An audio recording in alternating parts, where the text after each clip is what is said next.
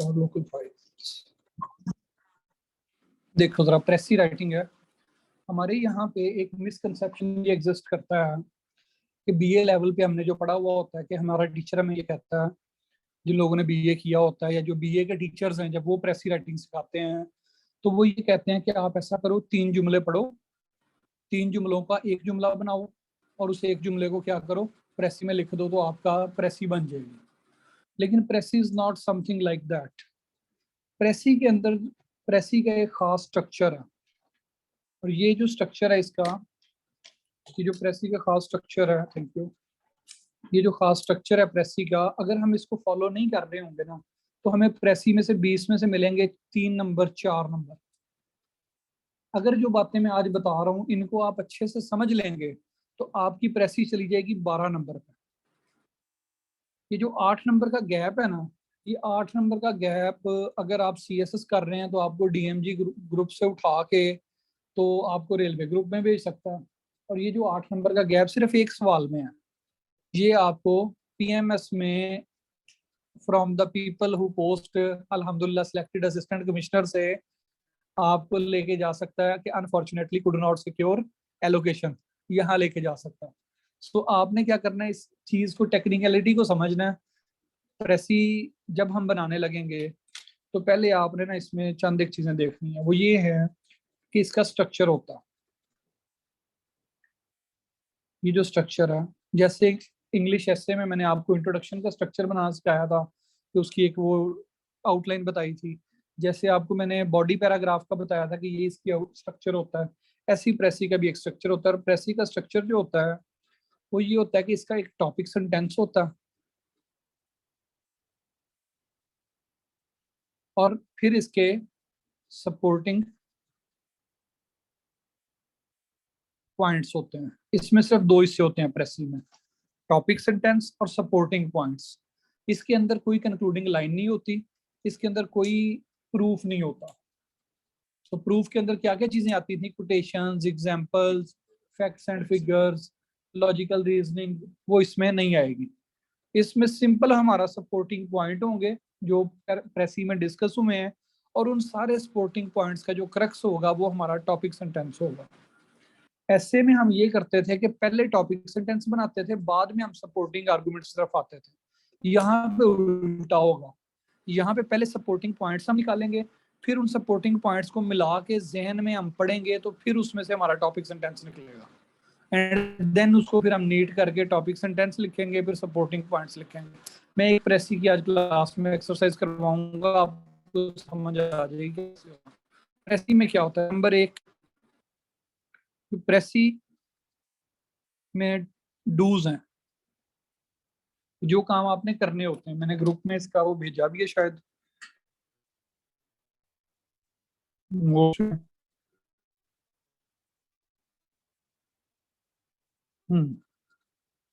Group के अंदर मैं नोट सेंड किया।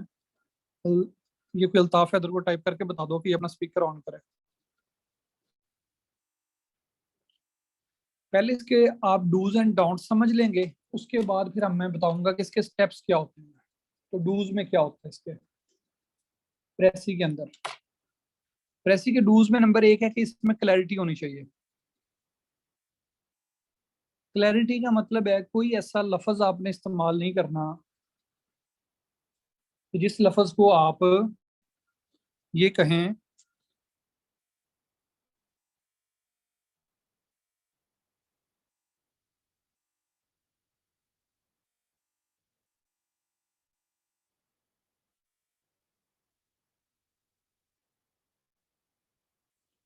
प्रेसी में आपने कोई ऐसा लफ्ज इस्तेमाल नहीं करना कि जिसको आप, जिसकी आपको समझ ना आ रही हो, जिसकी आपको समझ ना आ रही हो।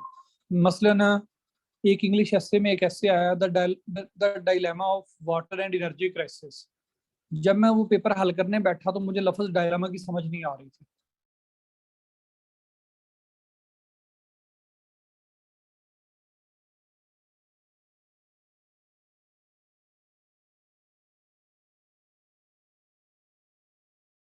इसके क्वेश्चन में सवाल आ गया सर सैयद पे, तो उसने लिखा sir Syed was made on this date. ठीक है, ये क्या होता है, ये ब्लंडर होता है। जिस लफ्ज के ऊपर आपको शक है कि ये लफ्ज का मतलब यार ये तो नहीं है कहीं पे, वहां पे आपने वो लफ्ज इस्तेमाल नहीं करना, ऐसा लफ्ज यूज करना है जिसके बारे में आप क्लियर हो। ठीक है, क्लैरिटी का मतलब ये है। क्लैरिटी के बाद दूसरी चीज आती है ब्रेविटी। ब्रेविटी का क्या मतलब होता है? जामे बात करना। ब्रेविटी का क्या मतलब होता है? जामे बात करना। ब्रेविटी का मतलब ये है कि उस बात को सुनने के बाद कोई शख्स ये ना कहे कि मैनू समझ नहीं लगी। कोई शख्स ये ना कहे, हमारे यहाँ होता है ना, किसी बंदे को फोन पे कोई बात बताओ, आगे से वो ये नहीं कहता कि जो है ना मुझे आपकी बात समझ नहीं आई, दोबारा बता दें। वो कहता है हैं, ये हैं सुनते हैं ना आप बड़ों से, अच्छा हैं की आखे, ये की आखे वाली गल, हैं वाली गल नहीं आनी चाहिए, ब्रेविटी होनी चाहिए। एक ही जुमले के अंदर आपने एग्जैक्ट बात बतानी है। मसलन मैं कहूँ दिस इज अ टेबल, तो ये चूंकि इस जुमले में कोई प्रॉब्लम नहीं है, तो ये जुमला ठीक है, एक्सेप्टेबल है। नंबर 3, प्रेसी के अंदर ब्रेविटी क्लैरिटी के बाद जो हमारे पास पॉइंट आता है,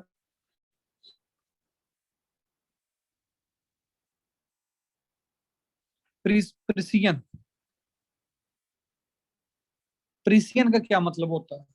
प्रिसियन का मतलब होता है कि जो बात राइटर कहना चाह रहा है आपने वही बात करनी है, आपने उसकी अपनी तफसीर नहीं करनी। प्रिसियन का क्या मतलब है कि जो बात राइटर कहना चाह रहा है आपने वही बात करनी है। राइटर के सूरज मगरब से निकलता है, तो आपने ये नहीं कहना कि the writer is of the wrong view that sun rises from the west. नहीं, आपने अपना कोई उसके अंदर लुच फ्राई नहीं करना, कोई अपना लुच नहीं तलना। तुसी की करना है, तुसी बिल्कुल वही गल करनी जो एग्जामिनर कहना चाह रहा है, जो पेपर सेटर कहना चाह रहा है। You are not suppose to say कि सूरज मशरक से निकलता है, लेकिन राइटर को ये गलत फहमी है कि सूरज मगरब से निकलता है। आप अपना नॉलेज इनकलकेट नहीं कर सकते। You have to remain precisely on the points given by the author, given by the writer. आपने उसी पे रहना है, कोई और बात नहीं करनी, अपनी कोई राय नहीं देनी प्रेसी के अंदर। फिर इसमें क्या होता है? Own words. प्रेसी के अंदर आपने सवाए कीवर्ड्स के,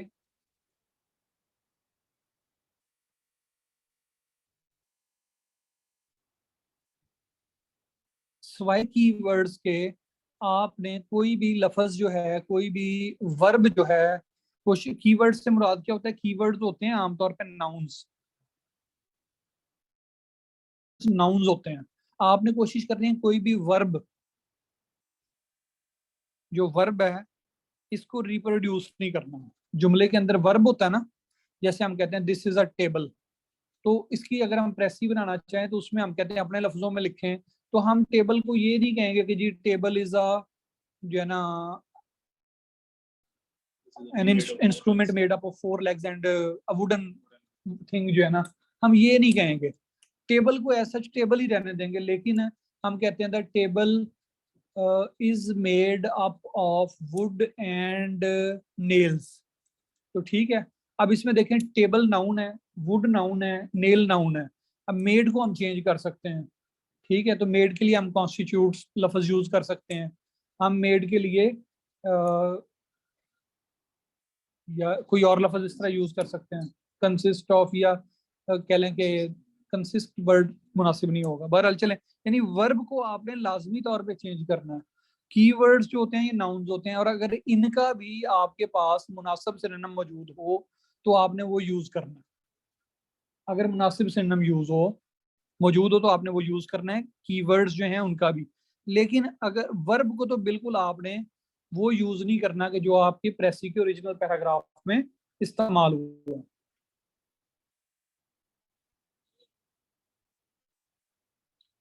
लॉजिकल ऑर्डर, आमतौर पे जो प्रेसी का पैराग्राफ गिवन होता है उसके अंदर ना कोई ऑर्डर नहीं होता। उसमें जो सबसे अहम बात होती है बाज़ औक़ात वो दरमियान में होती है, बाज़ औक़ात स्टार्ट में होती है, बाज़ औक़ात एंड पे होती है। हमने जो सबसे अहम बात होती है उसको सबसे पहले लिखना होता है, उसके बाद जो उसके सपोर्टिंग पॉइंट्स होते हैं वो लिखने होते हैं एक तरतीब से। वो तरतीब भी क्या होती है? ज्यादा अहम से कम अहम की तरफ जाना। प्रेसी के अंदर आपने जो ओरिजिनल पैराग्राफ के अंदर तरतीब है आइडियाज की, उसको रीशफल करना होता है। उसको आपने एक लॉजिकल ऑर्डर में ट्रांसफर करना होता है। तो जो लोग ये करते हैं कि जी 3 जुमले पढ़ के उनका एक जुमला बना दिया, फिर 3 जुमले पढ़ के उनका एक जुमला बना दिया, फिर अगले 3 जुमले पढ़ के उनका एक जुमला बनाया, तो वो लोग लॉजिकल ऑर्डर को इग्नोर कर रहे होते हैं, इसलिए उनके 3 नंबर आते हैं 20 में से। जो बंदा लॉजिकल ऑर्डर में ट्रांसफर करेगा तो उसकी प्रेसी बेहतर होगी, और लॉजिकल ऑर्डर के लिए ही मैंने ये आपको स्ट्रक्चर यहाँ ड्रा करके दिखाया। जिस ऑर्डर में उसने दिया हुआ एग्जाम में हमें जो इवेंट्स अगर कोई डिस्कस किए हैं जिस ऑर्डर में या जिस ऑर्डर में उसने कोई बात की हुई चीज उस ऑर्डर में नहीं, आपने उसको रीऑर्डर करना है। जो सबसे इंपॉर्टेंट चीज है वो पहले आएगी, बाकी चीजें उसके सपोर्ट में आएंगी। मसलन फॉर एग्जांपल कहते हैं, वो कहता है जी इन 1914 के अंदर जर्मनी ने पोलैंड पे हमला कर दिया। अब उसने ये बताया 1914 में, ठीक है, जिसके नतीजे में मुख्तलिफ अकवाम जो थी वो जंग में शामिल हो गई, ठीक है। फिर उसके बाद कहता है 1917 में रूस में इनकलाब आ गया और रूस ने जंग से निकलने का ऐलान कर दिया। 1917 में ही अमेरिका ने बरतानिया और फ्रांस के बिहाफ में जंग में शामिल होने का फैसला किया, और इसकी वजह से जंग का खात्मा हुआ। जंग का खात्मा होने के बाद, ये मेरी बात को सुने जो मैं बता रहा हूँ, जंग का खात्मा होने के बाद अमेरिकी सदर वुडरो विल्सन ने 14 निकात दिए, जिनकी बुनियाद पर ट्रीटी ऑफ वर्सल साइन हुई और लीग ऑफ नेशन बनी। अब ये देखो, इसके अंदर जितनी बातें मैंने बताई हैं 1914, 1917, 1918, 1919, 4-5 साल बन रहे हैं, एक तरतीब में बातें बताई हैं। लेकिन हम जब इसकी प्रेसी बनाएंगे तो इसमें सबसे इंपॉर्टेंट पॉइंट क्या है? League of nation. तो हम कहेंगे league of nation was formulated on the suggestion of American President Woodrow Wilson after the conclusion of World War I। ये क्या हो जाएगा? हमारा सबसे एंड पे आइडिया था, लेकिन हम इसको स्टार्ट में ले आए। फिर हम कहेंगे the German invasion on Poland was the reason behind World War One that resulted into chaos and many nations entered the war. Withdrawal of Russia and inclusion of America जो है ना were the decisive points in World War One। Full stop, बस खत्म होगी press. समझिए बात की कि आपने इसको क्या करना है, जो सबसे इंपॉर्टेंट पॉइंट है उसको उठा के स्टार्ट में ले जाना है, और एंड ये काफी सब्जेक्टिव चीज नहीं हो जाएगी, यानी कि इवेंट्स अगर आ रहे हैं तो किसी के लिए भी कोई इवेंट उसको लग सकता है कि यार ये नहीं, उसमें आपको पैराग्राफ पढ़ने पे पता चलेगा कि कौन सी बात इंपॉर्टेंट है। वो खुद उसने जोर दिया हुआ होगा उस बात पे, और यही कंप्रीहेंशन है। प्रेसी जो है ये आपका कंप्रीहेंशन का इम्तहान है कि आपको राइटर की बताई हुई बात समझ में आती है या नहीं आती। ये बेसिकली कंप्रीहेंशन का इम्तहान है, ये प्रैक्टिस से ठीक होगा। सब्जेक्ट वो चाह ये रहा होता है कि मैं ये जो पॉइंट जिस पे मैं जोर दे रहा हूँ, इस पॉइंट को किस किसने पिक किया, ठीक है। आगे चलते हैं। लॉजिकल ऑर्डर के बाद अगली बात हमारे पास आती है, it is written in reported speech.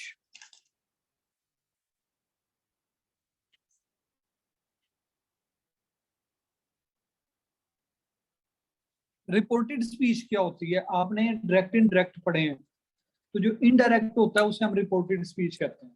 Indirect, जो इनडायरेक्ट स्पीच होती है उसे हम रिपोर्टेड स्पीच कहते हैं। जैसे he said comma I will go to बाजार, तो इसकी रिपोर्टेड स्पीच क्या बनेगी? He said that he will go to बाजार।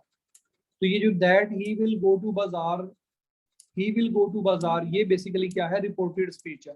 तो प्रेसी के अंदर आप किसी भी तरह से जो वहां पे वो जो इन्वर्टेड कॉमास के अंदर चीज होती है वो प्रोड्यूस नहीं कर सकते, आपने उसे इनडायरेक्ट स्पीच में लिखना होता है। रिपोर्टेड स्पीच से मुराद यहाँ पे हमारे पास इनडायरेक्ट स्पीच है, इनडायरेक्ट के अंदर लिखना है। डायरेक्ट इनडायरेक्ट जो होंगे वो यहाँ पे आपके काम आएंगे, बेसिक रूल्स।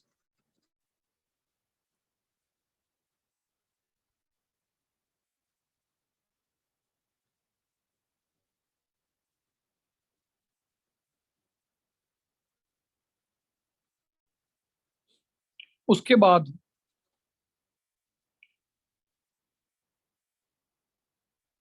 ये जो ऊपर हमने बात लिखी लॉजिकल ऑर्डर, इसी से मुतल्लिक एक बात है start your Pressy with most important idea। ये लॉजिकल ऑर्डर वाली बात ही है बस ना, उसी बात को थोड़ा सा इसने इलैबोरेट किया हुआ है।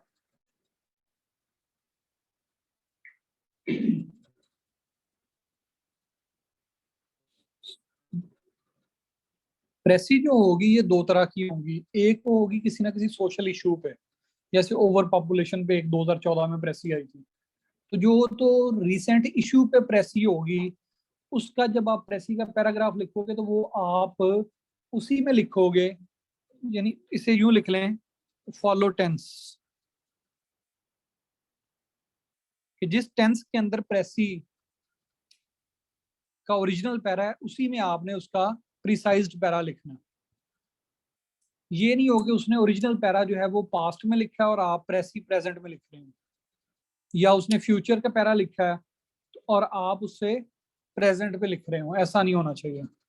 आपको जो टेंस गिवन है उसी टेंस में प्रेसी लिखनी है।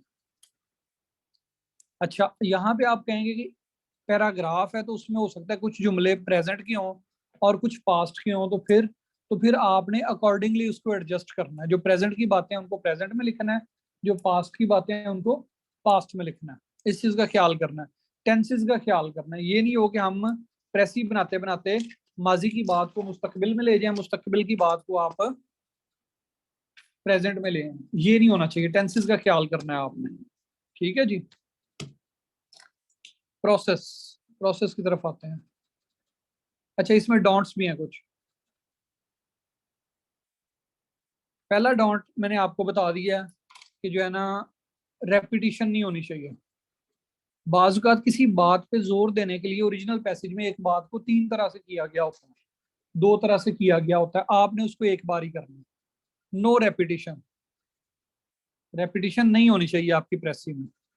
दूसरी बात, जो चीजें मैंने आपको बताई थी कि ये चीजें आपके प्रूफ का पार्ट हैं, वो नहीं होनी चाहिए। एग्जाम्पल्स नहीं होनी चाहिए, कोटेशंस नहीं होनी चाहिए। प्रेसी में आप आई हुई यू का इस्तेमाल नहीं कर सकते। आई हुई यू का इस्तेमाल यानी फर्स्ट पर्सन और सेकंड पर्सन प्रोनाउन का वो नहीं कर सकते। फर्स्ट और सेकंड पर्सन प्रोनाउन इस्तेमाल नहीं कर सकते। जैसे 2016 में प्रेसी आई थी जिसमें राइटर चिरोकी गया था CSS 2016 में, तो सारे लोगों ने उसको आई के साथ बना दिया था। अब जिसने आई के साथ प्रेसी बनाई वो गलत होगी। उसमें आना था the writer and his friend went to Cherokee. ठीक है ना, ये बात समझ आ गई है। आई हुई यू का इस्तेमाल प्रेसी में नहीं होता। अगर ओरिजिनल पैराग्राफ में इस्तेमाल हुआ भी है तो वो आपने देखना है राइटर के लिए इस्तेमाल हुआ है, वो ऑडियंस के लिए इस्तेमाल हुआ है, या जिसकी तरफ वो इशारा कर रहा है उसके लिए इस्तेमाल हुआ है।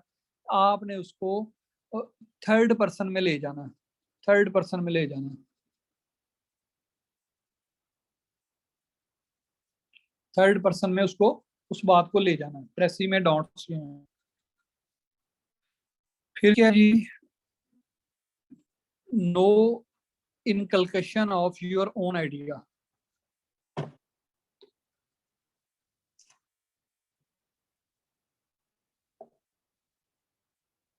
अपनी तरफ से कोई आइडिया उसमें शामिल नहीं करना। आप ये नहीं कह सकते कि जी मेरा ये ख्याल है, या वो कहना कुछ चाह रहा है और आप कुछ और कहना चाह रहे हैं। प्रेसी में आप नो एब्रीविएशंस, चाहे ओरिजिनल पैरा में उसने एब्रीविएशन यूज किए हैं लेकिन आप यूज नहीं कर सकते। वो उसमें उसने पहले, यानी ये रूल होता है लिखने का, फॉर्मल राइटिंग का, कि उसने पहले पूरा कंप्लीट लफ्ज लिखा होगा, जैसे द यूनाइटेड नेशंस ऑर्गेनाइजेशन, चौथे पांचवें जुमले में जाके वो यूएनओ यूज करेगा। लेकिन आपने प्रेसी के अंदर यूएनओ नहीं कहना, यूनाइटेड नेशन ऑर्गेनाइजेशन नहीं कहना।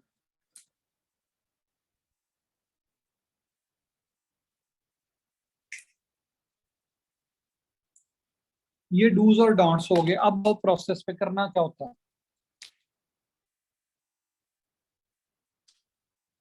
ये तो सारे थे जो हमें काम जहन में रखने होते हैं। अब करना क्या होता है, स्टेप्स। नंबर 1 मैं उर्दू में आसानी के लिए लिख रहा हूं।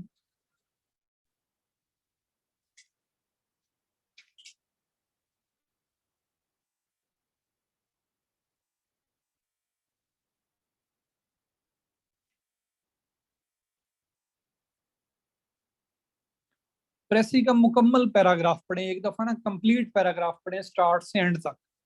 जब आप कंप्लीट पैराग्राफ पढ़ लेंगे उसके बाद आप प्रेसी को नीचे रख देंगे और सोचेंगे यार इसमें इसने कौन कौन सी बातें की हैं। पहले नंबर पे मुकम्मल पैराग्राफ पढ़ें। आपने प्रेसी पढ़ी, प्रेसी का पैराग्राफ पढ़ दिया, नीचे रख दिया। नंबर 2 पे आप कमांड पढ़ें कि उसने ऊपर कमांड क्या दी है। बाज का तो होता है वो आपको कहता है कि मेक अ प्रेसी, और उस प्रेसी में आप क्या करो, 100 वर्ड्स की प्रेसी बनाओ। कभी वो कहते हैं 120 वर्ड्स की प्रेसी बनाओ, कभी कहता है 1/3 की प्रेसी बनाओ, कभी सिंपली कह देता है प्रेसी बनाओ। तो अगर वो सिंपली कहते हैं प्रेसी बनाओ तो आपने 1/3 बनानी है। अगर वो कहता है 100 वर्ड्स की बनाओ तो फिर चाहे ओरिजिनल पैराग्राफ 200 वर्ड्स का हो चाहे 600 वर्ड्स का हो, फिर आपकी प्रेसी 100 वर्ड्स में होनी चाहिए। यानी कमांड को पढ़ना है, उसके बाद आपने कमांड पढ़नी है कि वो कहना क्या चाह रहा है। कमांड पढ़ने के बाद वो ऊपर लिखा होता है make a precis of the following passage that does not exceed 100 words या 120 वर्ड्स, वो आपने पढ़ना है। या कहते हैं that does not exceed the 1/3 of the original paragraph. तो फिर आपको पता चल जाएगा वो क्या कहना चाह रहा है। कभी कभी वो 1/4 की कमांड दे देता है, तो कमांड पे आपने जो है ना गौर करना है। अक्सर लोग प्रेसी में फेल क्यों होते हैं कि वो कमांड पे गौर नहीं करते। वो उनके जहन में होता है 1/3 और पैरा आ जाता है, वो कहते हैं 100 लफ्जों की बनाओ। 1/3 बन रहे थे 140 लफ्ज, तो 100 की बजाय 140 लफ्जों की बनाई तो यू आर फेल। ठीक है, कमांड पढ़े। नंबर 3,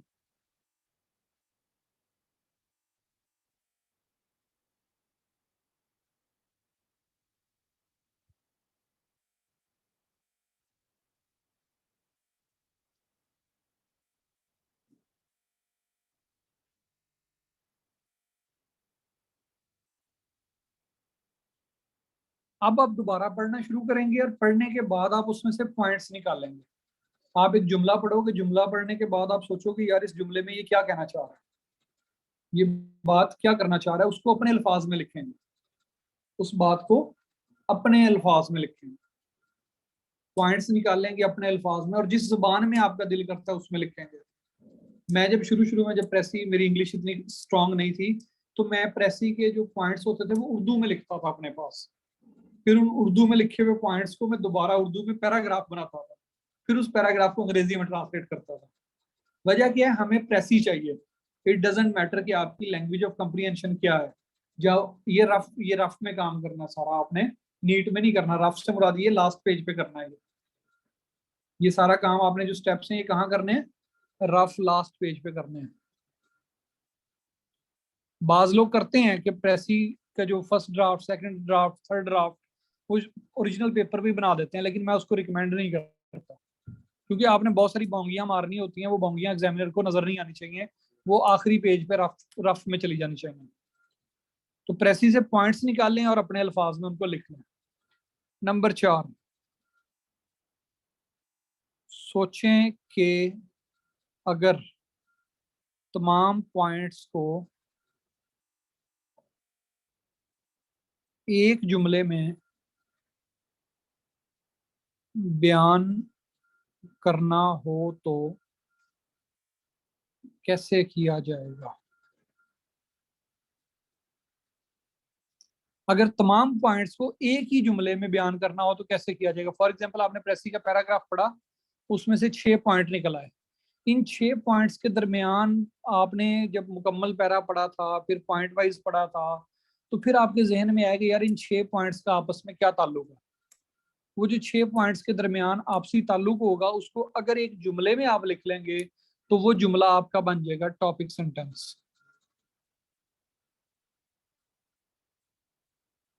वो जुमला आपका बन जाएगा टॉपिक सेंटेंस।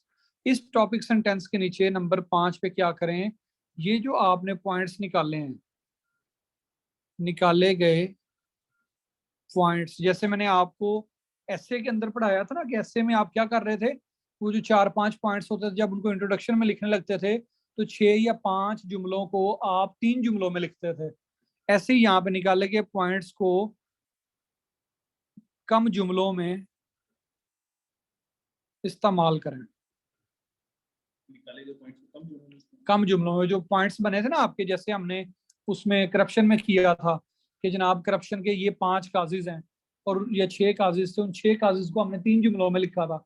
ऐसे ही यहाँ पे जो 6 पॉइंट्स बने हैं उनको आप 3 जुमलों में लिख लो।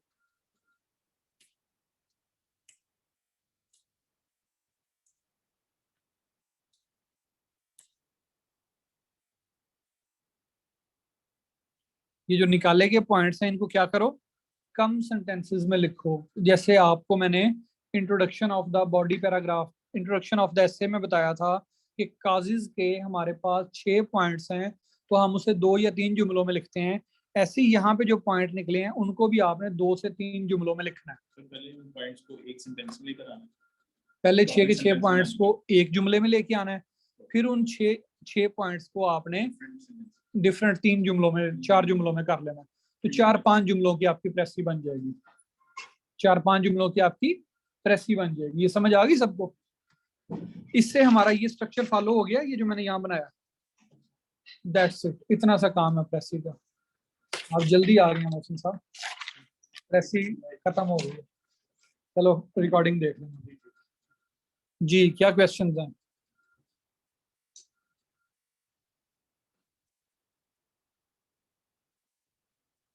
अच्छा जी, वही बातें इन्होंने की हैं जी। सर मोस्टली सर तो ऐसे करते हैं, फर्स्ट 3 सेंटेंसेस रीड करें फिर उनको अपने अल्फाज में कन्वर्ट कर देते हैं, बट आप कह रहे हैं ऐसे नहीं करना, तो मैं ऐसा कह रहा हूँ इसलिए ये है। तानिया दोबारा इसको सुनो, मैं रिपीट करने लगा हूँ। ये डूज एंड डोंट्स की तो सबको समझ आ गई है। स्टेप्स बताने लगा हूँ कि प्रेसी का पहले आपने मुकम्मल पैराग्राफ पढ़ना है। जब मुकम्मल पैराग्राफ आपने पढ़ लेना है, उस मुकम्मल पैराग्राफ को पढ़ने के बाद आपने उसकी कमांड पढ़नी है कि ये कह क्या रहा है। जब कमांड पढ़ लिया आपने, फिर आपने प्रेसी में से पॉइंट्स निकालने हैं। उनकी हेडिंग्स जो हैं वो अपने पास आपने लिख लेनी है। जो भी 5, 6, 7 पॉइंट बने, उन पॉइंट्स को अपने पास लिख लेना है। फिर उन पॉइंट्स को आपने अपने सामने रख के सोचना है कि इन सारे जो 5, 6 पॉइंट्स हैं इनके दरमियान बाहमी ताल्लुक क्या है। जब वो बाहमी ताल्लुक आपको समझ आ जाएगा, उसको एक जुमले में बयान करेंगे तो वो आपका टॉपिक सेंटेंस बन जाएगा। और जब टॉपिक सेंटेंस बन जाए तो उसके बाद आपने जो निकाले हुए पॉइंट्स हैं उनको आपने थोड़ा सा कंप्रेस करना है, और कंप्रेस करके आपने प्रेसी को इस शेप के अंदर ले आना है। ये जो शेप हमारे सामने है कि वो जो उनके दरमियान बाहमी ताल्लुक था वो टॉपिक सेंटेंस बन गया और बाकी उसके सपोर्टिंग पॉइंट्स बन गया। That's it, this is how precis works. Precis आपकी टोटल यही है और इसके अंदर कुछ भी नहीं है। ये कैसे ठीक होगी? ये प्रैक्टिस से ठीक होगी। मैंने जब अपनी लाइफ में प्रेसी लिखना शुरू की, क्योंकि डीवीएम में इंग्लिश नहीं होती, तो एफएससी के बाद पहली दफा अंग्रेजी लिख रहा था, तो मेरी 8वीं प्रेसी जाके ठीक हुई थी। मेरे टीचर ने कहा अब पास हो जाएगी। 8वीं प्रेसी तो आप लोगों को भी, और लेकिन मैंने 25-30 प्रेसियां लिख के चेक करवाई। तो जब आप 25-30 प्रेसियां लिख के चेक करवा लोगे तो आपकी प्रेसी पास हो जाएगी। आज से ऑनवर्ड आप लोगों का होमवर्क ये हुआ करना है कि डेली बेसिस पे आपने सीएसएस की प्रेसी, पीएमएस की नहीं सीएसएस की, वो प्रेसी लेनी है। यानी अभी सीएसएस 2021 हुआ है पिछले साल, सीएसएस 2021 की प्रेसी उठानी है। वो आपने उसके ऐसे ही सारा ये काम करना है, रफ वर्क। और एंड पे आपने original para neat and clean लिख के मुझे पूरा rough work plus original para आपने मुझे सेंड कर देना है। ठीक है, ऑनलाइन वालों ने सेंड कर देना है, क्लास वाले यहाँ साथ लेके आएंगे। प्रेसी के अंदर बाजुकात ऐसा होता है कि जब हम लिखते हैं तो वो टू शॉर्ट हो जाती है, बहुत कम हो जाती है, उसकी जो मिकदार है वो कम हो जाती है। उसकी वजह ये होती है कि हमने कोई पॉइंट इंपॉर्टेंट मिस किया हुआ होता है। और कभी उसकी, ये कल का होमवर्क है, कल आपने सीएसएस 2021 की प्रेसी हल करके मुझे चेक करवानी है सबने। सीएसएस 2021 की प्रेसी, अगर आप 20 प्रेसियां लिख लेंगे ना तो आपकी प्रेसी नहीं फेल होती, 20 प्रेसियां। लेकिन जो गलती एक बार हो जाए वो दोबारा नहीं करनी तब, वरना अगर डेली एक ही गलती बार बार होगी तो फिर प्रेसी आपकी पास नहीं होगी। इससे सादा अंदाज में प्रेसी नहीं समझाई जा सकती। इससे सादा फिर वही बीए स्टाइल ही है कि 3 जुमले पढ़ो 1 में लिख दो, फिर 3 पढ़ो 1 में लिख दो, लेकिन उसमें नंबर मिलेंगे 20 में से 3। और इस स्टाइल पे लिखोगे तो 20 में से 12 नंबर मिलेंगे। ठीक है, इसके अंदर देखें जो पॉइंट्स मैंने बनाए हैं उन पॉइंट्स में मैंने कहीं भी एग्जाम्पल्स का, कोटेशंस का जिक्र नहीं किया, वो आपने भी नहीं लिखनी। पैसेज में गिवन हो तो भी नहीं लिखनी एग्जाम्पल्स, ठीक है जी। और ये आपको पता है रिपोर्टेड स्पीच है। ऐसे अब अगले वीकेंड पे आपसे पूरा ऐसे लिखवाऊंगा, 2 दिन जो छुट्टी होगी ना हफ्तावार, तब आपको ऐसे का होमवर्क दूंगा। आज मैं ऐसे चेक करूंगा जिन लोगों ने लिखे हैं। ऐसे हम वीक में 1 लिखा करेंगे, प्रेसी आप डेली लिखा करेंगे, 4 प्रेसियां वीक में लिखेंगे और 1 ऐसे लिखेंगे आज से ऑनवर्ड। सबको समझ आ गई है? ये है। कल मैं कंप्रीहेंशन पढ़ाऊंगा तो फिर प्रेसी के साथ कंप्रीहेंशन भी ऐड हो जाएगी, प्रेसी के साथ कंप्रीहेंशन भी ऐड हो जाएगी। कभी पीएमएस में कंप्रीहेंशन आती, कभी नहीं आती, लेकिन हम करेंगे सही, क्योंकि ये सीएसएस के लिए भी जरूरी है और पीएमएस में भी आ सकती है। वीक में 1 कंप्लीट ऐसे ऐसे के वजह से इसके पीएमएस में खास तौर पे सीएसएस में थोड़ा लेंथ ज्यादा होती है, इधर लेंथ तकरीबन 1400 लफ्ज काफी है, 1400 वर्ड्स। अब मैं एक लाइन में 4 लफ्ज लिखता हूँ, 25 लाइनें होती हैं, तो वो इस तरह से हो जाएगा। 12 से ज्यादा नंबर नहीं आते, नहीं आते, 12 ही आते हैं। कोई एक्स्ट्रा ऑर्डिनरी बंदा बहुत ज्यादा शेक्सपियर हो तो शायद उसके 15 आ जाए, वरना 12 नंबर ही आते हैं इसमें, और वो भी उसके जिसकी फ्लॉलेस प्रेसी हो। वरना लोग कहते हैं मैं प्रेसी करके आया हूँ यार, 20 में से 10 तो आ ही जाएंगे, 10 तो नहीं आते। 3-4 नंबर आते हैं जो दरमियाने तबके के लोग होते हैं, और जिन्होंने प्रैक्टिस की होती है उनके 10-12 नंबर आते हैं। प्रेसी में इससे ज्यादा नंबर नहीं आता प्रेसी वाले क्वेश्चन में। इंग्लिश एस्से में हमने 45 ही लेने हैं, हमने 100 में से 70 नंबरों की कोशिश करनी भी नहीं है, हमने 45 नंबर पे रहना है। क्योंकि ऐसे में सबसे ज्यादा लोग फेल होते हैं, और उसकी वजह क्या होती है, वो एग्जामिनर को इम्प्रेस करने के चक्कर में 100 में से 90 नंबर लेने के चक्कर में फेल हो जाते हैं। वो नहीं, कहते हैं इंग्लिश ऐसे में 62 थे, ये बहुत अच्छा है अगर आपके 62 थे तो। मेरे इंग्लिश ऐसे में हमेशा 45-46 नंबर आए, लेकिन कभी फेल नहीं हुआ इंग्लिश ऐसे। ऐसे मेरा प्लान हो गया था 20-19 नंबर पे 20 नंबर, लेकिन 67 मार्क्स हैं प्रेसी वाले। सीएसएस के टॉपर्स के भी 40 आते हैं, आज सीएसएस के टॉपर्स के भी ऐसे में 40 मार्क्स आ रहे होते हैं। 3-4 साल से तो 40 आ रहे हैं, टॉपर्स इतने 40 भी ब्रेक। कोई एक प्रेसी में आपको करवा देता हूँ, टाइम हमारे पास है 10 मिनट, जल्दी जल्दी कर लें इसको।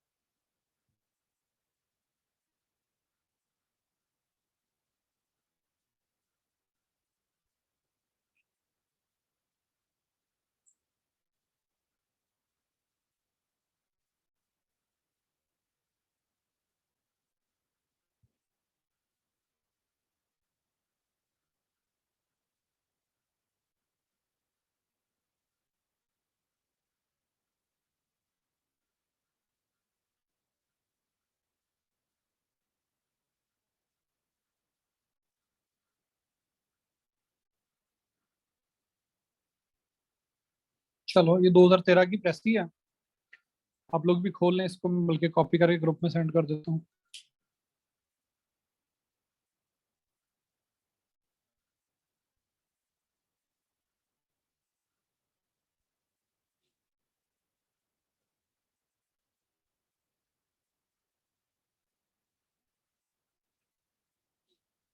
देखो जरा, कहता है culture comma start in human societies comma close, इसे कहते हैं कॉमा सप्लाईज।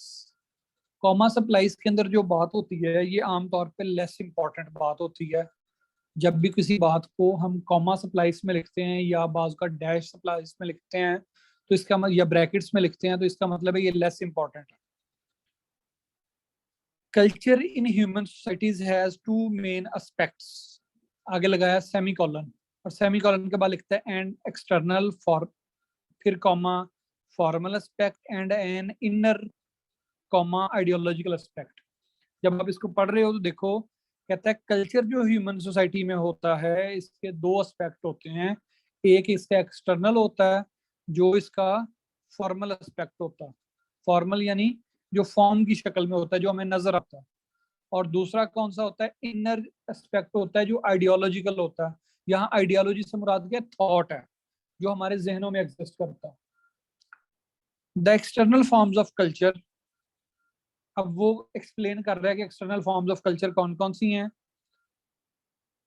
सोशल और आर्टिस्टिक, चाहे वो मुआशरती हों, चाहे वो किसी आर्ट की शक्ल में हमारे पास हों, चाहे वो मतलब कोई बुक कवर हो सकता है, वो कोई तस्वीर हो सकती है, स्कल्पचर हो सकता है, पेंटिंग हो सकती है, कुछ भी। क्या कहता है उस पे, are merely an organised expression of its inner ideological aspect, यानी कि जो भी हमें एक्सटर्नली चीज नजर आती है पहले उसका आइडिया नजर आ रहा होता है, तो ये उस आइडिया का ही इजहार होता है।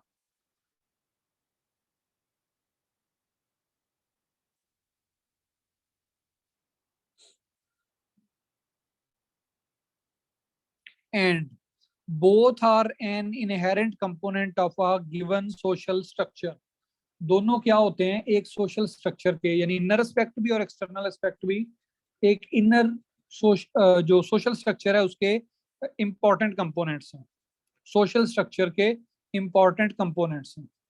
ठीक है, देन क्या कहता है, दे आर चेंज और modified when this structure, they are change and modified when this structure is change और मॉडिफाइड। जब ये सोशल स्ट्रक्चर चेंज होता है तो हमारी आइडियोलॉजिकल एस्पेक्ट भी चेंज होते हैं और उसका जो फॉर्मल या जो हमें नजर आने वाला मटेरियलिस्टिक एस्पेक्ट है वो भी चेंज होता है। And because of this organic link, organic link क्या होता है, नेचुरल लिंक, ये इनके दरमियान कुदरती ताल्लुक है। And because of this organic link they also help and influence such changes in their parent organism, इसकी वजह से जो उनका पेरेंट ऑर्गेनिज्म है वो क्या है कल्चर, उसके अंदर भी हमें तब्दीली नजर आती है। सोशल स्ट्रक्चर है, इनर व्यू है उसका, आउटर व्यू है, और ओवरऑल क्या है कल्चर है। पेरेंट ऑर्गेनिज्म से मुराद यहाँ कल्चर है। कल्चरल प्रॉब्लम्स, अब उसने पहले कल्चर को एक्सप्लेन किया, उसके पार्ट्स बताए हैं, उनका आपस में रिलेशन बताया, फिर आगे अगले पॉइंट पे आ गया, कहता है cultural problems therefore can not be studied और अंडरस्टूड और सॉल्व, कि ना उनको पढ़ा जा सकता है, ना समझा जा सकता है, ना हल किया जा सकता है, कैसे और solved in isolation from social problems, कि जो कल्चरल प्रॉब्लम्स होती हैं, कल्चर के अंदर जो प्रॉब्लम्स हमें नजर आती हैं ये बेसिकली सोशल प्रॉब्लम्स की वजह से होती है। एग्जांपल एक दे दूं समझाने के लिए, जैसे कहता है जी इंसान जो है वो फटे हुए कपड़े पहनना शुरू कर देते हैं, फैशन के अंदर फटे कपड़े नजर आना शुरू होते हैं, जीन्स फटी हुई, तो हो सकता है फटी हुई जीन्स का जो फैशन है वो एक इस वजह से आया हो कि कुछ लोग गरीब हों और वो फटी हुई जीन्स पहनना चाहते हो, तो उनको देखा देखी बाज लोगों ने कहा यार ये मटेरियलिस्टिक प्रॉब्लम है, ये गरीब है तो हम भी फटी हुई जीन्स पहनते हैं ताकि इनको बुरा ना लगे।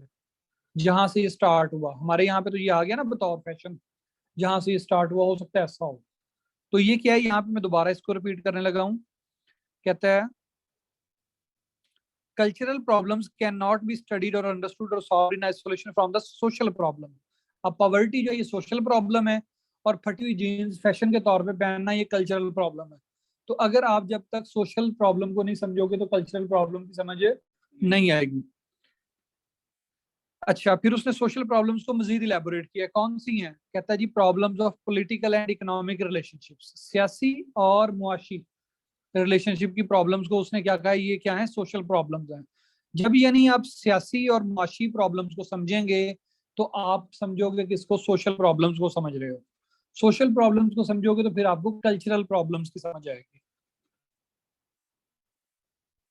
देयरफॉर, अच्छा जी किधर गया, problems this the cultural problem of the under developed countries, अब तीसरा आइडिया स्टार्ट हुआ।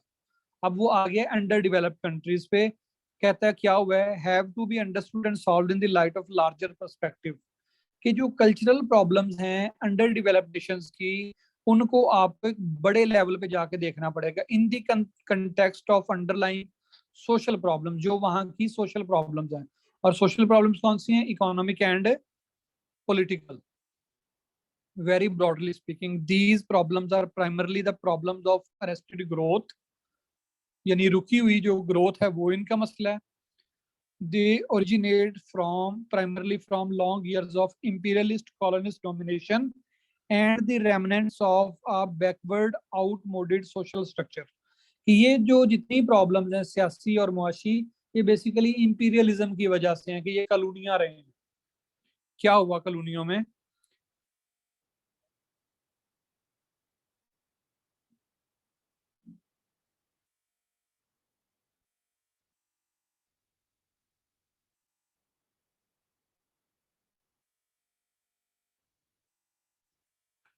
They originate private colonist domination and this should not require much elaboration। इसके लिए ज्यादा तफसील की जरूरत नहीं है। European imperialism caught up with the countries of Asia, Africa और Latin America between 16th and 19th century. 16वीं से 19वीं सदी के दरमियान यूरोपियंस ने इन इलाकों पर कब्जा किया हुआ, तो जो मेंशन है। Some of them were fairly developed feudal societies with ancient tradition of advanced feudal culture। इनमें से कुछ सोसाइटीज ऐसी थी कि जिनके अंदर फ्यूडलिज्म एग्जिस्ट करता था, जागीरदाराना निजाम बड़ा डेवलप्ड था। ठीक है जी, with ancient tradition of advanced feudal culture। Others had yet to progress beyond primitive pastoral tribalism। बाकी जो सोसाइटियां थी वहां पे अभी भी जंगली कल्चर था, यानी वो जंगलात में रहने वाले लोग थे, वो बिल्कुल सादा लोग थे। जैसे अमेरिका में अमेजोन के फॉरेस्ट में रहने वाले लोग, या जब वो इंडिया में आए तो हमारे यहाँ पे बड़ा स्ट्रॉन्ग किस्म का फ्यूडल सिस्टम था, बादशाहतें थी, मजबूत थी। Social and cultural development of them all was frozen at the point of their political subjugation and remained frozen until the coming of political independence। कि जिस हालत में वहां गए, उनकी सियासी और मुआशी प्रॉब्लम्स वो वैसे ही वजूद में रही जितनी देर वहां पे कॉलोनियां रही। वो प्रॉब्लम्स उनकी आज़ादी तक वैसी की वैसी वहां रही, उन्होंने इस दौरान में कोई तरक्की नहीं की। The culture of these ancient feudal society, ये जो पुरानी फ्यूडल सोसाइटी थी, in spite of much technical and intellectual excellence, was restricted to a small privileged class and rarely intermingle with the parallel unsophisticated folk culture of the general masses। कहता है कि जहाँ पे feudal society थी, वहां पे जितनी भी टेक्नोलॉजी और आर्ट और इल्म था, वो सिर्फ महदूद था किस तक? उस तबके पे जिसके पास जमीन होती थी, जो फ्यूडल्स थे। बाकी जो लोग होते थे, जिससे हमारे यहाँ कमी कहा जाता है, वो जो बेचारे काम करने वाली वर्किंग क्लास थी, उसको ये वाली फैसिलिटीज अवेलेबल नहीं थी। सिर्फ किसके पास थी? फ्यूडल्स के पास थी, एक खास क्लास के पास, यानी हैव्स और हैव्स नॉट वाली। यानी कुछ लोग ऐसे थे जिनके पास पैसे जमीनें थी, और कुछ लोग ऐसे जिनके पास नहीं थी। तो जो आर्ट कल्चर सोशल लर्निंग थी वो किनके पास थी? जिसे हम कहते हैं जी ये खानदानी बंदा है, इसके पास बड़ा कुछ है। खानदानी से मुराद यहाँ पे क्या होता है कि इसके बाप दादा के पास पैसे थे। ठीक है ना?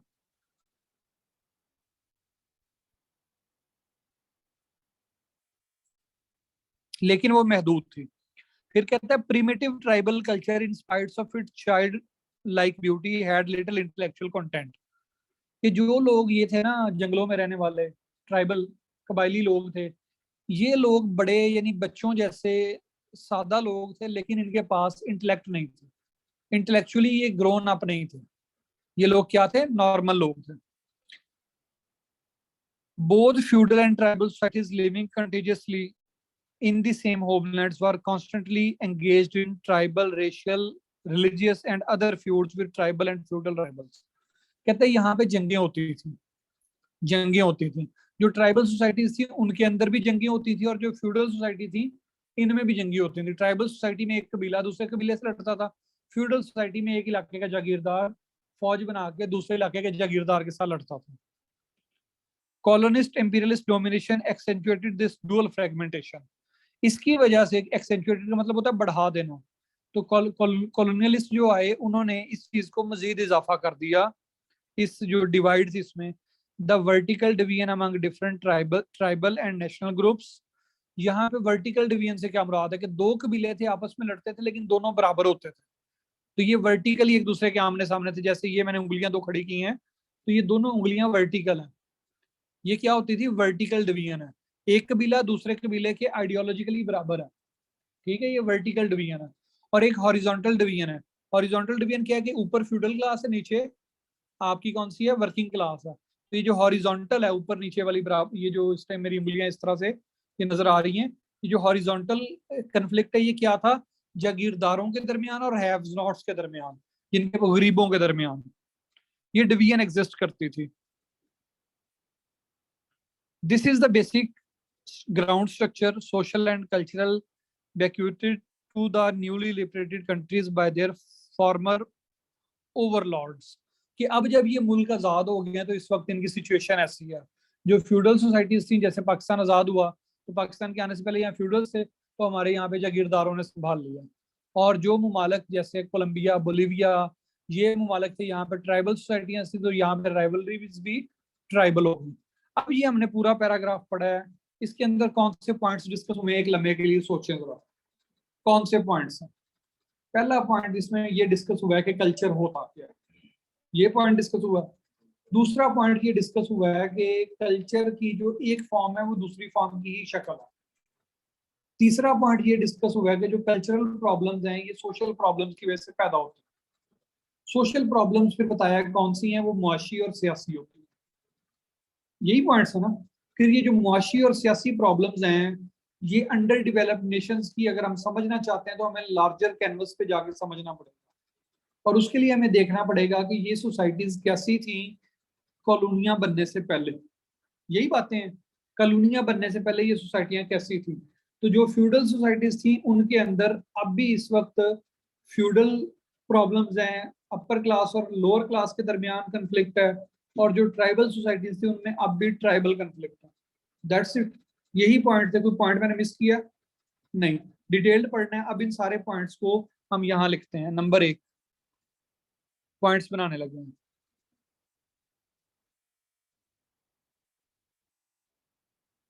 इनर और आउटर, ये हमारा पहला पॉइंट बन गया। Number 2 inner aspect shapes outer aspect. Number 3 cultural problems are because of social problems which are economic and political। ये तीसरा हमारा पॉइंट था। Number 4 to understand the problems of underdeveloped nations, one need to look broader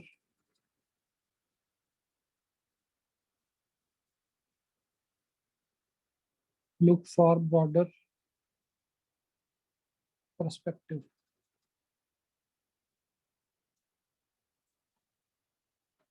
Underdeveloped nations are facing same feuds as were before their colonization।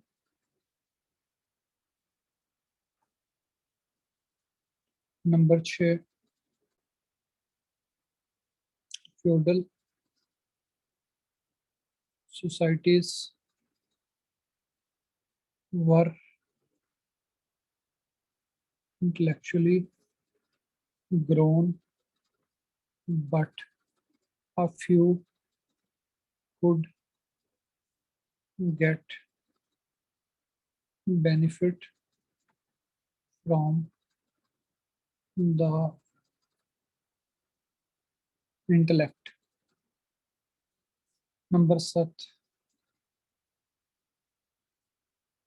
tribal societies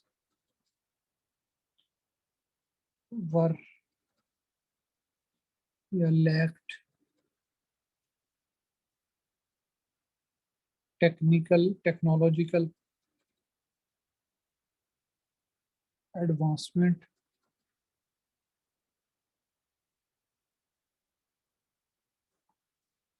कोई और point आपकी नजर में हो? ये जो मैंने 7 पॉइंट्स लिखे हैं, इसके अलावा कोई पॉइंट है इस प्रेसी के अंदर?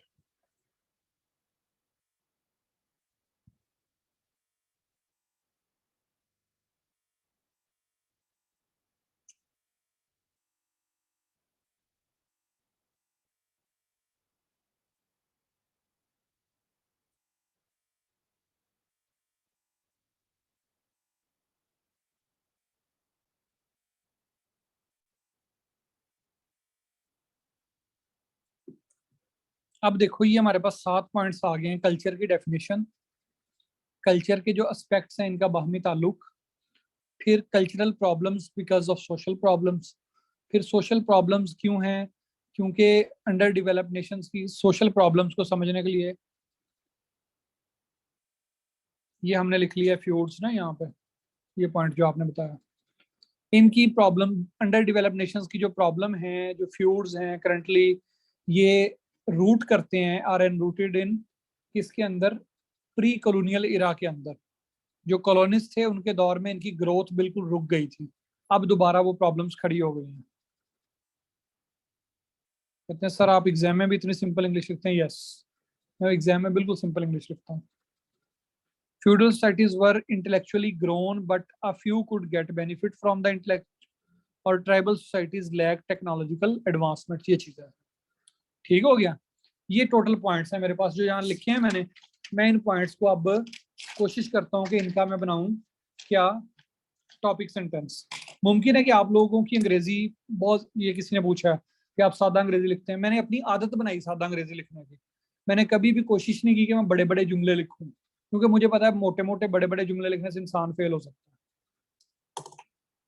अब देखो, अब इसमें एक बात कर रहा है कि जो कल्चर है इसके 2 एस्पेक्ट्स होते हैं। आम आदमी क्या समझेगा कि ये प्रेसी जो है कल्चर के ऊपर बेस कर रही है, उसके एस्पेक्ट्स को बता रही है, बट नहीं, एक्चुअली ये नहीं है।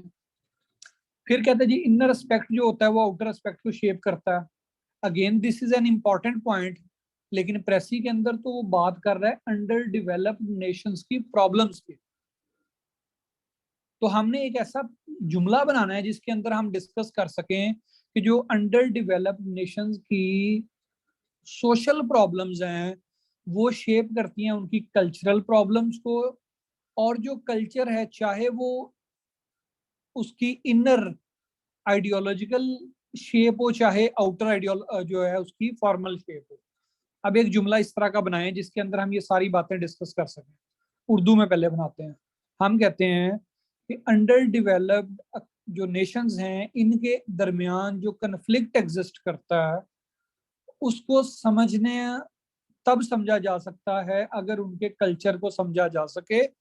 और कल्चर उनका क्या है या जो उनकी सोशल प्रॉब्लम्स क्या हैं, वो उनकी मुआशी और सियासी प्रॉब्लम्स हैं। और ये जो मुआशी और सियासी प्रॉब्लम्स हैं ये उनके कॉलोनियल इरा से पहले के दौर में होने वाली प्रॉब्लम्स जो उस टाइम पे थी उनके रोके हुए होने की वजह से हैं। ये इसका टोटल थीम है पूरी प्रेसी का। अब इसको हम कोशिश करते हैं कि 1 या 2 जुमलों में इसका टॉपिक सेंटेंस बनाएं।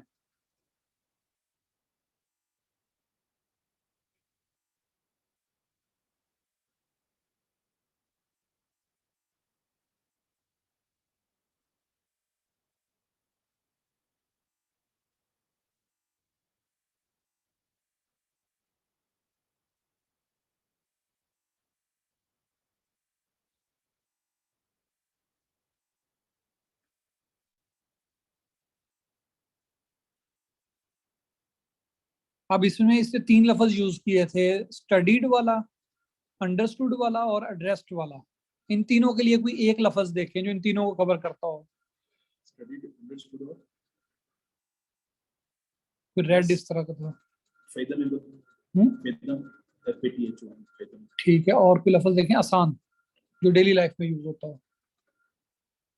वेदम इज अ गुड वर्ड, लेकिन जो डेली लाइफ में यूज हो। Comprehensive, can be, compre, comprehensive, comprehended।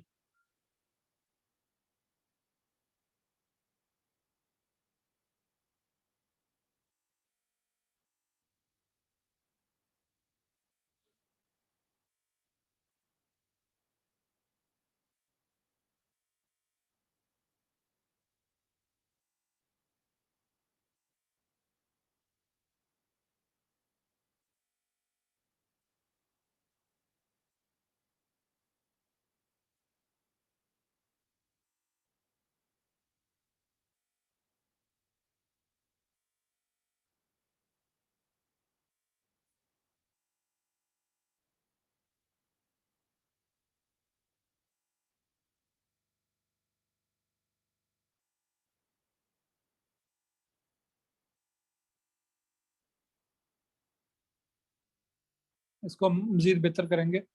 The social problems of underdeveloped nations can be comprehended by having a broader view on the inner and outer aspects of their culture।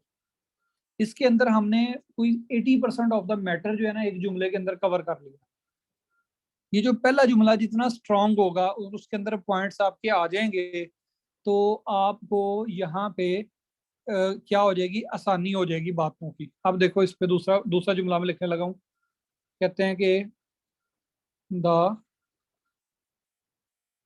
Inner aspect of culture shapes its outer aspect। पहला जुमला देखो मैं लंबा लिखा है क्योंकि उसके अंदर हमें बहुत सारे आइडियाज इनकलकेट करने थे। दूसरा जुमला मैंने सिंपल सा लिखा था, inner aspect of culture shapes its outer aspect. ठीक है। 10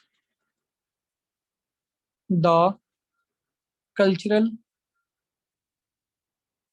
problems are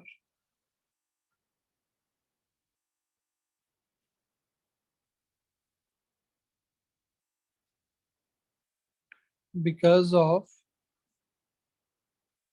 political and economic problems।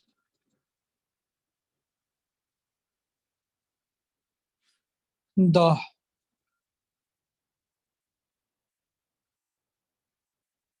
underdeveloped nations had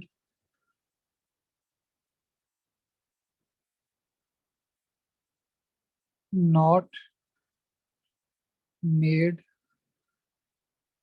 progress in their colonial era। The feudal and tribal societies still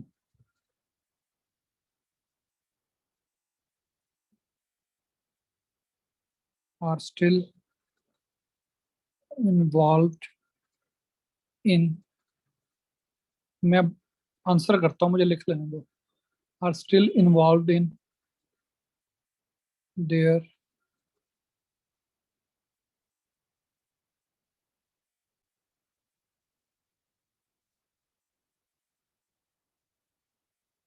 feuds या their conflicts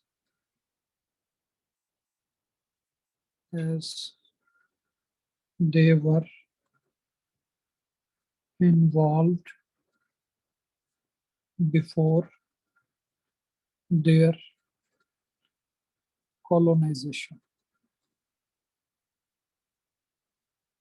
चलें जी, ये हमने 7 points को, इसमें ये जो हमारे पास पहला टॉपिक सेंटेंस था,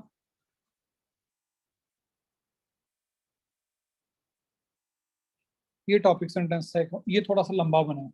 बाकी हमने कोशिश की है कि 2 3 4 जुमलों के अंदर 7 के 7 पॉइंट्स को कवर कर ले। ये कवर हो गए हैं।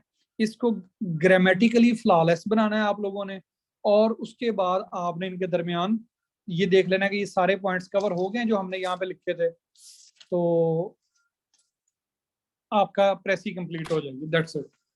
अब देखो, अब इसमें से हमने बनाना है टाइटल। इसका टाइटल कैसे बनता है? टाइटल के बारे में आमतौर पे लोग ये समझते हैं कि टाइटल शायद 2 3 लफ्जों का होगा। जो इंग्लिश पीएमएस या सीएसएस की प्रेसी है, इसमें टाइटल ये 2 या 3 लफ्जों का नहीं होगा, ये कुछ 7 8 लफ्जों का होना चाहिए टाइटल। ये 7 8 लफ्जों का टाइटल होना चाहिए, सेंटेंस नहीं होना चाहिए, होना टाइटल ही चाहिए। यानी हेडिंग होनी चाहिए, फ्रेज होनी चाहिए, 7 8 लफ्जों की फ्रेज। तो सोचें, इसमें हमारे पहले इसमें से फ्रेज निकल रही है कोई?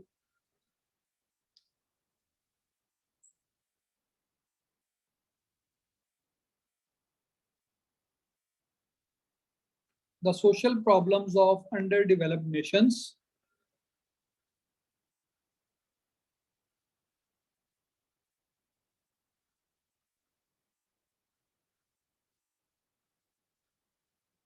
ट्राई करते हैं। The social problems of under developed Nations.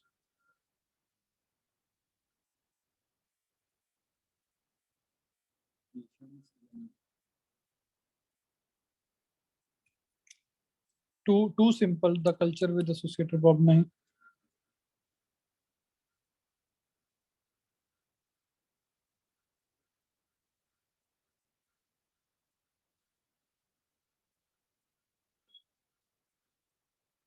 cultural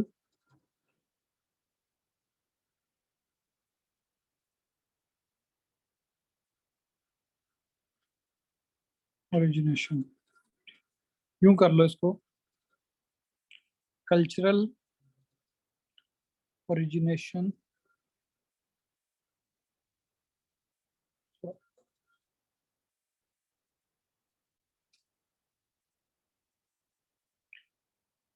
origination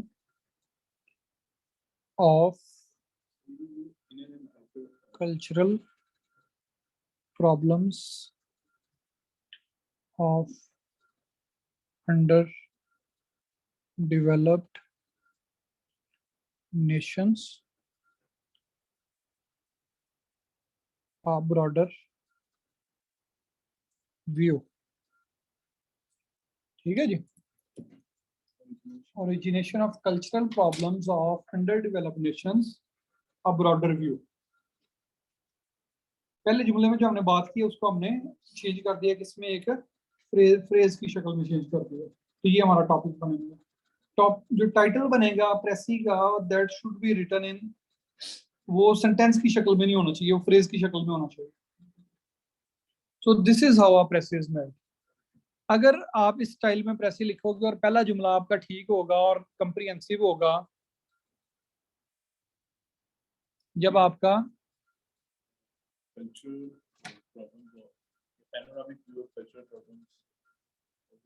जितना आप इसको फ्लावरी करना चाहें कर सकते हैं, प्रोवाइडेड दैट कि आप इससे हटे नहीं। मेरी आदत है कि मैं सादा अल्फाज में लिखता हूँ, तो ऐसे लिखूंगा इसको। Understanding origin of cultural problems of underdeveloped a broader view। हाँ ठीक, ये एक जो मैंने लिखा यही सिर्फ ठीक नहीं है, आप भी जो लिखेंगे मुमकिन है वो भी ठीक है। सो दिस इज हाउ प्रेसी की समझ आई आप लोगों को, कि हमने सबसे पहले क्या किया, पॉइंट्स निकाले हैं पढ़ने के बाद, उन पॉइंट्स को हमने यहाँ पे इकट्ठा किया है। ये जो मैंने पैराग्राफ लिखा है इसको हमने दोबारा नीट करके लिखना है, और नीट किए हुए पैराग्राफ के अंदर आपके वो सारे पॉइंट्स कवर होने चाहिए, और जो आपका टाइटल है उसके अंदर आपका यूं समझ लें कि इसका क्रक्स होगा। ये वीडियो आपको मिल जाएगी, रिकॉर्डिंग आपको ना, जिन लोगों को अभी समझ में नहीं आया वो बाद में दोबारा भी देखें इसको। सॉरी, इसको मैंने क्यों फाड़ दिया।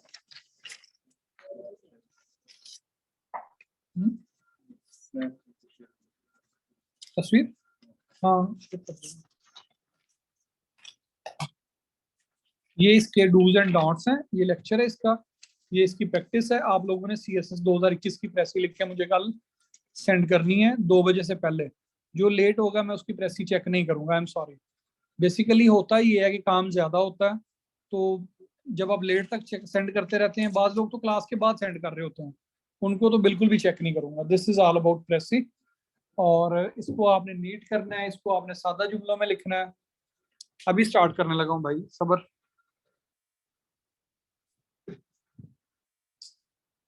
अच्छा जी, क्या क्वेश्चन है इनके? यस तानिया, 6-7 लाइंस को आपने 3-4 लाइंस में कन्वर्ट करना है, प्रिसाइज तभी होगा। Is it okay with repetition of words in precis? जो की वर्ड्स हैं वो तो रिपीट होने ही होने हैं, जो आपके वर्ब हैं वो रिपीट नहीं करें। Can I have all the lecture in recorded form? मैं क्लास के बाद शेयर करूंगा। The culture with associated problems, ये बहुत सिंपल हो गया है। कल्चरल डायलेमा अच्छा वर्ड है।